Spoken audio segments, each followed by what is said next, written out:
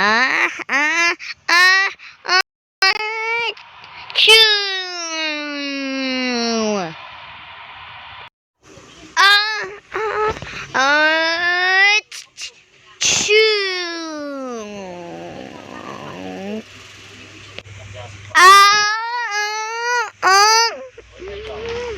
Choo.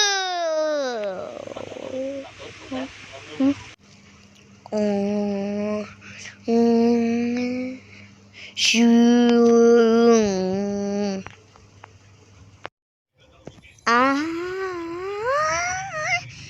cha.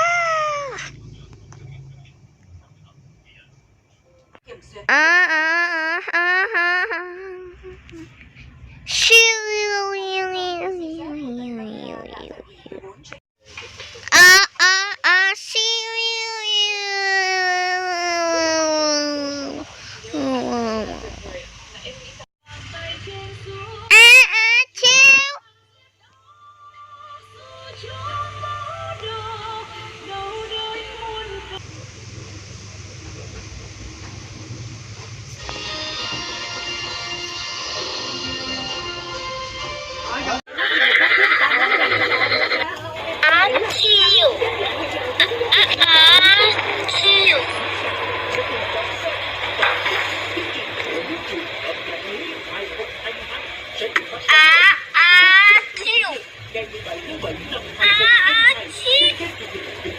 và phát lại vào 13 giờ ngày hôm sau, thứ Hai, ngày 18 tháng 7 năm 2022 trên kênh truyền hình Vĩnh Long. Hả?